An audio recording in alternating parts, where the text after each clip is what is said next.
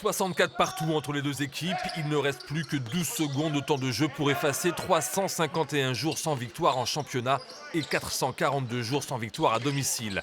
Et la délivrance dans ce Money Time se nomme Jamar Abrahams, nouvelle recrue du PB 86, nouveau visage d'une équipe qui gagne et qui se bat. Mais hier soir, le PB 86 a surtout retrouvé une agressivité défensive à l'image de Lorenz Ekperigin, crédité de 11 rebonds. Visiblement, les consignes du nouvel entraîneur poitevin ont été respectées. Les gars, ils adhèrent au projet et ils mettent, comme je l'ai dit tout à l'heure, beaucoup de cœur. Et ce que je leur avais dit, c'est que si on arrive à défendre, même quand on a du mal offensivement, on pourra avoir des bons résultats. Et c'est exactement ce qui s'est passé ce soir. Donc maintenant, il y a évidemment du boulot. Et la vérité d'aujourd'hui, ce n'est pas forcément la vérité du prochain match, mais au moins, il y a une base sur laquelle on peut travailler.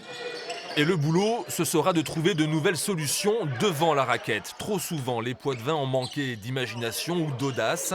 Mais avec cette victoire tant attendue, les esprits vont enfin pouvoir se débloquer. C'est comme le sac de nos dos, c'est enlevé maintenant. Et là, on peut jouer, on peut se régaler et enchaîner ce qu'on a fait aujourd'hui. On a bossé là depuis les vacances de Noël pendant 2 semaines avec coach Andy et on a essayé de faire des autres choses, des choses défensives et on a réussi à le montrer.